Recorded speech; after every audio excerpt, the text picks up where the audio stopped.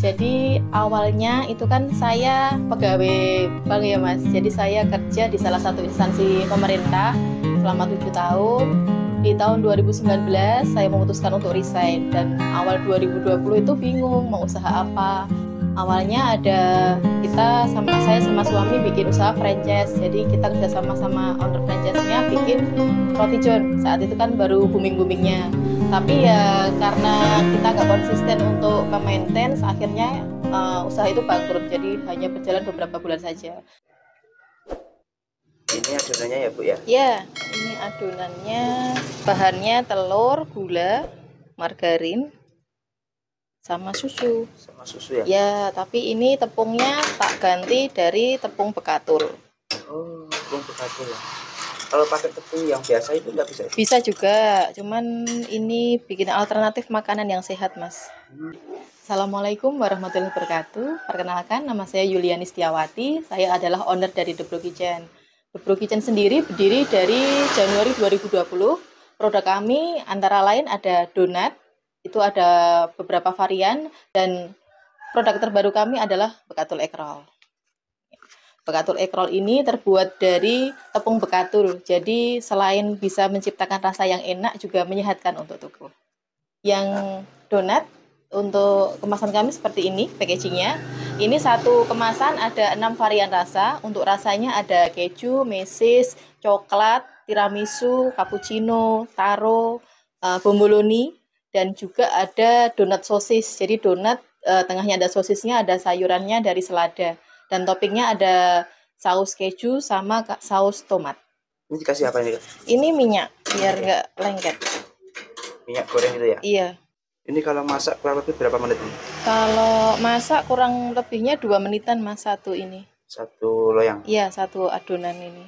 Ini saya potong karena kemasannya saya kecil, tapi kalau untuk kemasan yang toples biasanya utuh-utuh. Jadi saya setiap memulai pekerjaan itu pasti saya niatkan bismillah. Jadi dalam hati saya misalkan mau ngadon nih, baru nimbang-nimbang. Bismillah, saya mau mulai usaha, lancarkanlah ya Allah. Itu setiap hari. Setiap saya mau bikin apapun itu, saya ucapkan itu. Karena saya merasa gini, kalau dulu saat saya masih kerja ya, kan saya kerja nggak kerja, gaji setiap bulan segitu. Jadi ibaratnya bisa dijaga, oke, 1 bulan saya dapat segitu. Mau masuk, mau enggak, mau apa, kan itu kurang lebihnya segitu gaji pasti. Tapi ketika kita usaha, kita nggak ada ibaratnya jaminan kelangsungan hidup kita nanti, yang jamin siapa? Ya kan, ibaratnya kita harus usaha sendiri untuk dimakan sendiri lah ibaratnya gitu. Jadi ya itu, saya yakin aja Allah tuh pasti ngasih rezeki setiap orang itu sesuai dengan porsinya. Ya kadang-kadang itu banyak berarti ya ada bonus untuk kita. Katakanlah itu sepi, ya mungkin sedekah kita kurang banyak, seperti itu. Terus untuk progres kita ke depan, karena alhamdulillah donat kita juga sudah masuk di beberapa toko kue di Kota Solo. Kita kerjasama juga sama catering, terus ada di beberapa rumah sakit juga. Sama kalau untuk segmen pasar kita itu sebenarnya macam-macam sih Mas. Dari kita warung wedangan yang kaki lima kita juga ada. Di kita nitipi di tenangan itu juga ada. Terus di toko-toko oleh-oleh kita juga ada. Terus untuk kemasan eksklusif sekalian kita bikin seperti ini. Nanti ditambahi box kita juga bisa. Jadi kita segmennya sebenarnya semua kalangan bisa menyentuh. Karena prinsip kami itu kita punya usaha bisa dinikmati semua kalangan. Terus setelah itu kita mikir nih, kita bikin usaha itu nggak bisa langsung yang besar. Jadi kita pengen merintis dari bawah.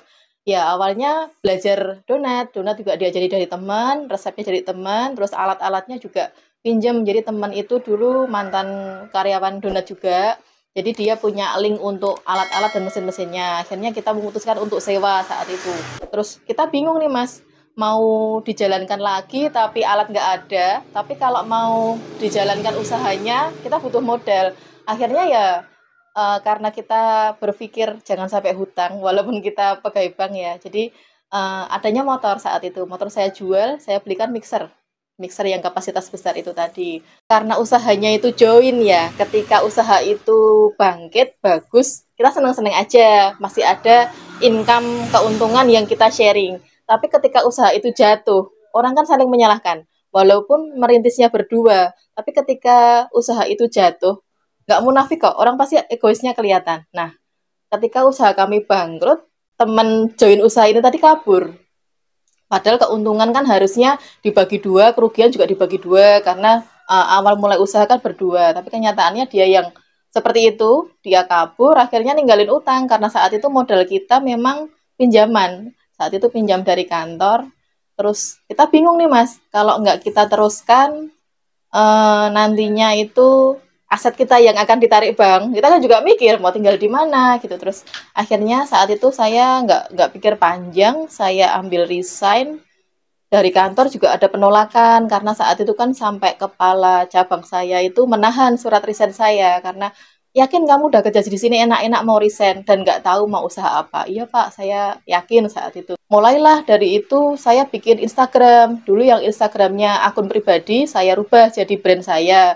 Postingan-postingan yang dulu cuma update-update kemana saya ganti jadi menu-menu jualan ya. Terus ya baru berjalan 3 bulan usaha pandemi. Jadi saya awal mulai itu Januari, pandemi di bulan April. Udah bingung mas saat itu. Duh mau jualan apa ya pandemi, padahal PPKM kemana-mana nggak bisa. Akhirnya saya rubah strategi. Kita eh, ibaratnya jemput bola. Jadi saya posting kan banyak yang isoman tuh yang di rumah. Itu saya bikinin hampers, jadi paketan hampers. Jadi sekali berangkat itu motor udah kayak becak itu mas, kanan kiri penuh. Karena ya sekalian jalan kan biar hemat. Jadi tak antar ke tempat 1, tempat 2, tempat 3, 4. Itu ya alhamdulillah mulai jalan. Terus ada reseller yang dari Karanganyar, dia sudah pernah merasakan produk saya dan enak, akhirnya dibawa ke kantor. Saat itu dia kerja di pabrik Gunung Subur. Nah, itu juga sistem reseller karena dia ambilnya banyak kan harganya saya turunkan, tapi sekali ambil 20 box, 30 box. Saya antar juga free ongkir. Jadi yang lain mungkin omsetnya ngaruh banget, alhamdulillah malah pandemi saya meningkat. Malah justru rame pas pandemi daripada hari-hari biasa. Alhamdulillahnya untuk produk The Brew Kitchen untuk perizinan alhamdulillah sudah lengkap. Jadi mulai dari NIB kita sudah mendaftarkan diri ke OSS. Setelah itu untuk proses PIRT itu juga kita sudah mendapatkan surat izinnya tersebut. Dengan beberapa kategori ini kita juga sudah mendapatkan izin halal dari pemerintah. Nomor halalnya juga ada.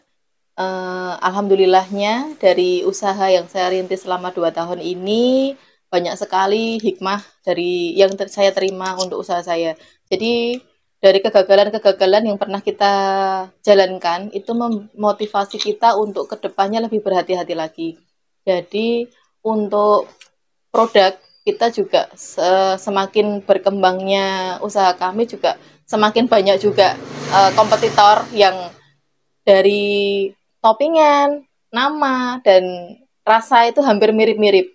Dan kita yakin aja kalau Allah itu ngatur semuanya. Dari usaha 2 tahun berjalan ini ya alhamdulillah kita bisa sedikit-sedikit memperbaiki peralatan kita. Karena kita mikir peralatan itu aset. Karena kita usaha itu pengennya berlangsung lama. Jadi untuk peralatan juga sebisa mungkin kita lengkapi dulu. Terus untuk kemasan juga kita pelan-pelan untuk udah membranding kemasan kami dengan warna-warna yang eye-catching. Dan untuk warna kita hanya pakai 2, hijau dan kuning. Kalau untuk hijaunya itu sendiri kita terinspirasi dari tanaman bambu yang dia itu walaupun hanya bambu tapi kalau kena angin tuh nggak gampang roboh ya. Pengennya usaha kita ya seperti itu. Walaupun banyak cobaan ya jangan sampailah kita down.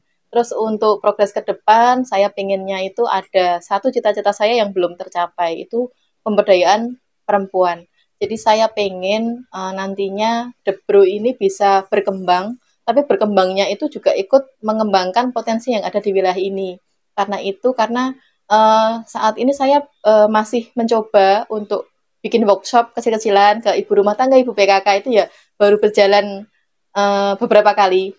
Itu dengan harapan suatu saat jika mereka itu bisa bagus bikinannya, kita berikan resep saya, mereka yang produksi. Jadi saya hanya fokus untuk memasarkan saja. Jadi saya nggak ada karyawan yang di rumah, tapi mereka bisa mengerjakannya di rumahnya sendiri. Jadi progres saya ke depan seperti itu. Ibu rumah tangga itu walaupun hanya di rumah, tapi juga bisa menghasilkan. Nah, rencana ke depan seperti itu, saya bikin workshop-workshop di sekitaran PKK, ibu-ibu arisan, dengan harapan ada salah satu atau beberapa orang nanti yang bisa saya ajak kerjasama. Jadi kan saya juga butuh supplier untuk produk saya, tapi saya juga pengennya fokus untuk memasarkan. Jadi kita saling kolaborasi aja. Pengennya seperti itu. Kalau untuk cara pesan di tempat kami, kita sudah membuka untuk GoFood, ShopeeFood, dan GrabFood. Tapi kalau untuk selama ini yang kita banyak interaksi itu lewat Instagram. Instagram kita ada di @thebrewkitchen atau brewkitchen official. Dan untuk nomor WA kami di 0856 40 49 4833. Karena kita ini memaksimalkan produk yang fresh dengan rasa yang ibaratnya kita tanpa bahan pengawet. Jadi kalau untuk order minimal H-1 karena kita memang ingin produk itu yang setiap hari fresh. Jadi kita nggak ada stok kecuali untuk egg roll yang masa simpannya lebih lama. Tapi kalau untuk donat, walaupun di suhu ruang 3 hari, insya Allah masih empuk.